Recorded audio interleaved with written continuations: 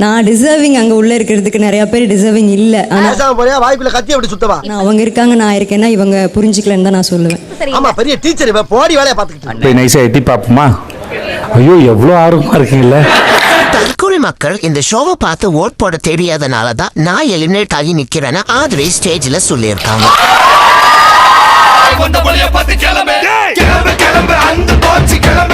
நான் வந்து மக்களோட முடிவு தப்புன்னு தான் சொல்லுவேன் ஆப்வியஸா.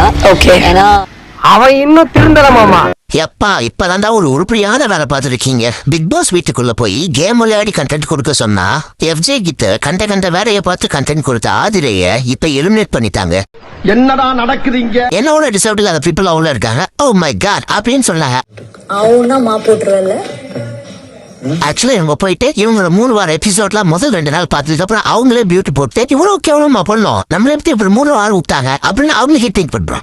போறதான் போற இந்த நாய உசுன்னு பத்திட்டு போ. அவ்வளவுதானே, பத்தி விட்டா போகுது.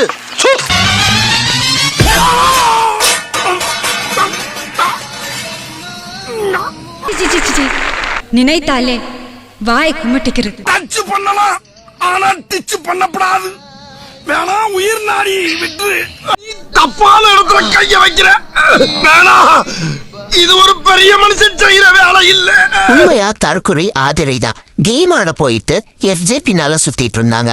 வெளியே பாய் ஃப்ரெண்ட் இருக்கு, ஆனா பரவாயில்ல வா லவ் கண்டென்ட் பண்ணலான்னு எஃப்ஜேவை கூப்பிடுறாங்க. சில 18+ பிஹேவியரும் இருந்துச்சு. இதெல்லாம் பார்த்துட்டு மக்கள் ஆதிரைக்கு ஓட் போட்டிருந்தாதான் மக்கள் தற்கொலை ஆயிருப்போம்.